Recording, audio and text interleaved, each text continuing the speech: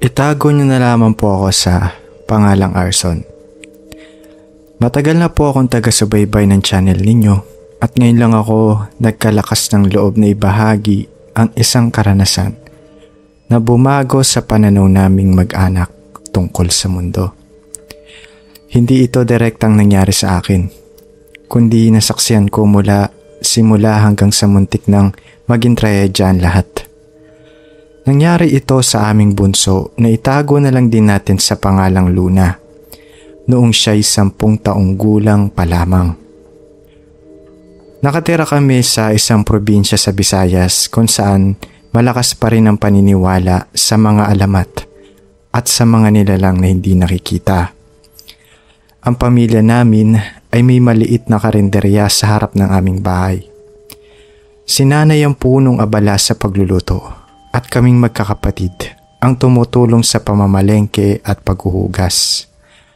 Ang tatay naman ay nasa barko, kaya si nanay talaga ang nagtaguyod sa aming lahat. Simpleng-simple lang ang buhay namin. Ang aming karinderya ang buhay ng aming pamilya. Si Luna ang pinakamakulit at pinakamasigla sa aming lahat.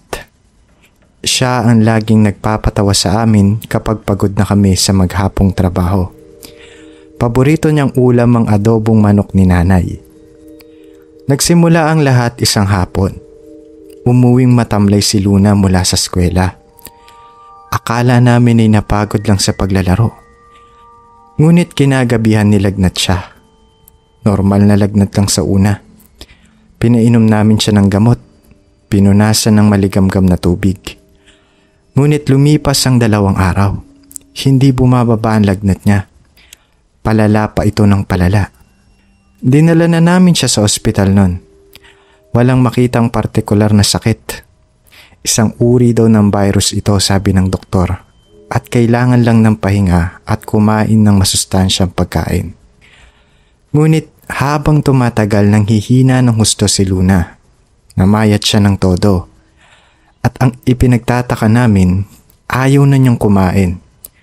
Kahit anong luto ni nanay, kahit yung paborito niyang adobo, ay isusuka lang niya o kaya'y aayawan niya ito. Halos tubig na lang at sabaw ang laman ng tiyan niya nun. Gabi-gabi naririnig namin siyang umiiyak sa pagtulog. Binabangungot daw siya. 1 linggo ang lumipas, halos butot balat na ang kapatid ko. Isang gabi habang binabantayan daw siya ni nanay, nagising si Luna at bumulong. May gusto raw siyang kainin. Tuwang-tuwa si nanay nun na sa wakas ay gaganahan na rin ang bunso namin sa pagkain. Tinanong niya kung ano ito. Ang sagot ni Luna ay nagpatindig ng balahibo ko. Gusto niya raw kumain ng atay ng manok na inihaw. At dapat daw ay medyo hilaw pa. Kakaiba ang hiling niyang yun. Hindi siya kailanman kumain ng atay. Sa katunayan diring-diri nga siya doon. Pero desperado si nanay. Kinaumagahan maaga siyang pumunta sa palengke at bumili ng pinakasariwang atay ng manok na mahahanap niya. Iniihaw niya ito ng buong pag-iingat. Nang ihain iyon kay Luna, biglang nagkaroon ng sigla ang kanyang mga mata. Kinain niya ang inihaw na atay na para bang iyon ang pinakamasarap na pagkain sa buong mundo. Inubos niya ang isang buong plato nun. At ang atay nun kahit hilaw pa ay kinain niya ito. Pagkatapos niyang kumain, humiga siya at natulog ng mahimbing. Akala namin iyon na ang simula ng kanyang paggaling. Ngunit kabaligtaran ang nangyari. Kinabukasan mas lumala ang kanyang kalagayan. Mas nanghina pa siya at ang lagnat niya ay sobrang taas na. Sa puntong iyon dumating ang tiyuhin namin na si Tio Berto, kapatid ni nanay. Galing siya sa kabilang isla at napadaan lang para mangamusta. Nang makita niya ang kalagayan ni Luna, biglang nagbago ang itsura niya. Tinitigan niya ang kapatid ko. Sinuri ang mga mata nito pati ang talampakan niya. Pagkatapos kinausap niya si nanay sa kusina. Sumunod ako noon ng palihim. Hindi ko malilimutan ang sinabi ni Tio Berto noon. Hindi raw pangkaraniwang sakit ang dumapo kay Luna. Tinitiktikan daw ito. Ang biglaang pagkahilig ni Luna sa isang partikular na pagkain, lalo na kung laman loob, ay isang paraan ng aswang para markahan ang kanilang biktima. Takot na takot si nanay nun. Hindi siya makapaniwala. Pero si Tio Berto ay seryoso. Lumaki siya sa mga kwento ng matatanda at alam daw niya ang mga palatandaan na iyon. Kinagabihan nagsimulang maghanda si Tio Berto. Walang nagsasalita sa amin. Kumuha siya ng langis na may kung anong ugat at dahon nun. Naglagay din siya ng asin sa bawat sulok ng bahay namin, sa mga bintana at pintuan. Kumuha siya ng buntot pagi at isinabit sa itaas ng higaan ni Luna. Ang buong bahay namin noon ay amoy pinaghalong langis at bawang. Pinagbilinan kami ni Tio Berto na anuman ang mangyari, huwag kaming mag-iingay at huwag bubuksan ng pinto. Magbantay raw kami. Siya ang umupo sa tabi ni Luna nun. Hawak ang isang luma at kinakalawang na itak. Ako naman ay nakaupo sa isang sulok. Yakap-yakap ang nanlalamig kong nanay. Maghahating gabi na nang magsimula ang lahat. Una narinig namin ang mahinang kaluskos sa bubong.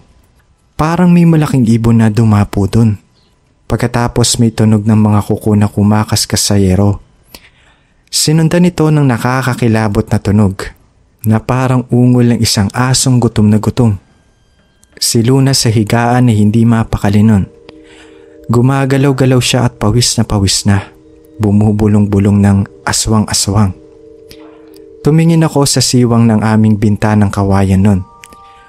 Sa dilim may naaninag akong anino.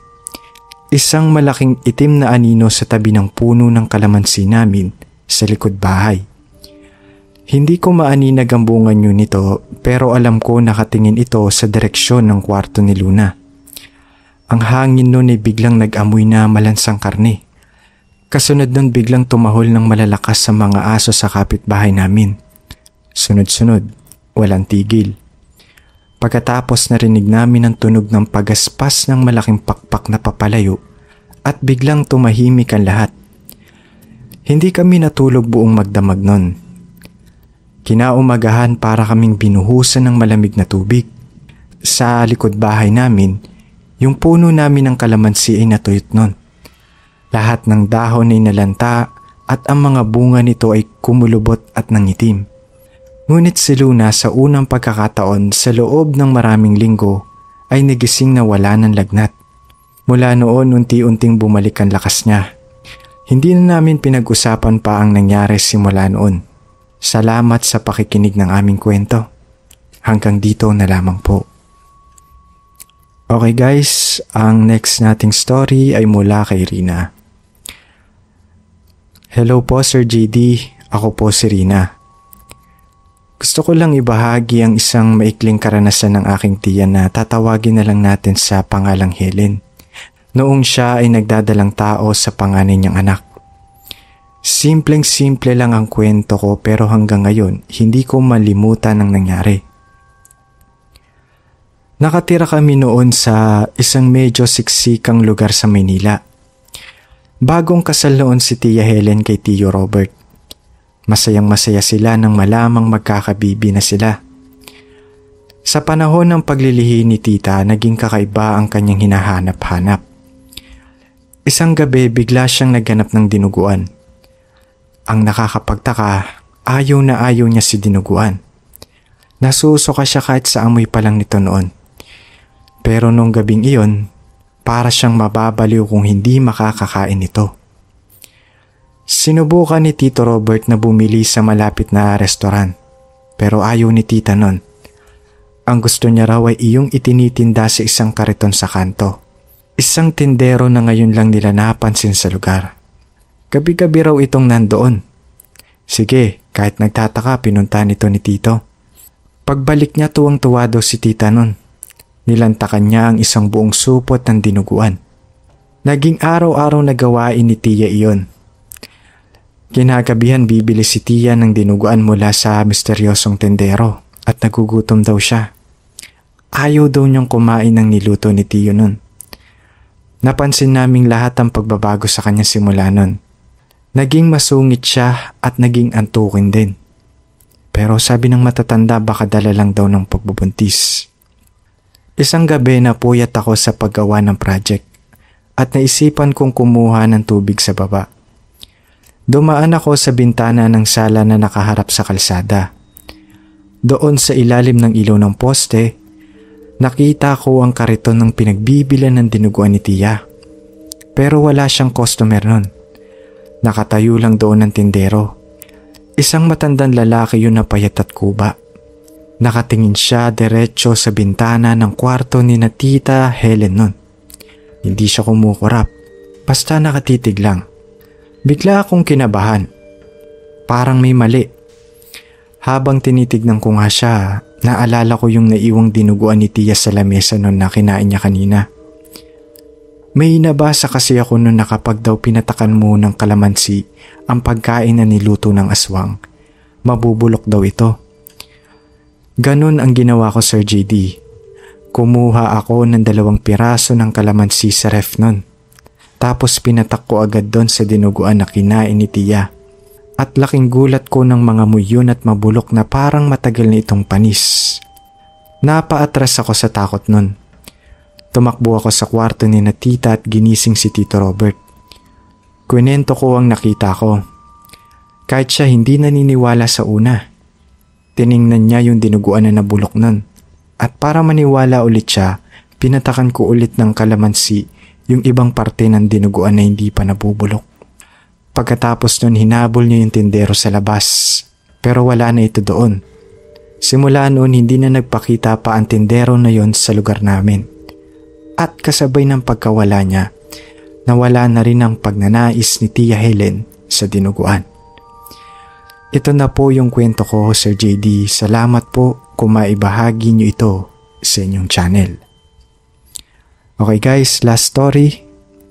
Ang letter sender naman natin ay si Yuri. Isang mabilis na kwento lang po. Ako po si Yuri. Nangyari ito noong nag-solo travel ako sa isang liblib na probinsya para mag-soul searching ba. Dahil limitado ang budget ko noon, tumuloy ako sa isang napakamurang boarding house na pagmamay-ari ng isang matandang babae na nagpakilala sa akin noon na si Sedes. Napakabait ni Nanay Sedes. Itinuring niya akong parang sarili niyang apo. Libre lang yung binibigay niyang pagkain sa akin doon. Araw-araw pag uwi ko galing sa hiking, may nakahain ng pagkain para sa akin. Iba't ibang ulam yun. Palagi niyang sinasabi na pampagana ko daw iyon. Nasanay na ako doon. Isang gabi inimbitahan ako ng mga lokal na nakilala ko sa isang inuman. Medyo naparami ang nainom ko noong araw na yon. Lasing akong umuwi sa boarding house. Gaya ng dati, may nakatakip na pagkain sa lamesa para sa akin nun. Gutom na gutom ako nun kaya umupo ako at kumain agad.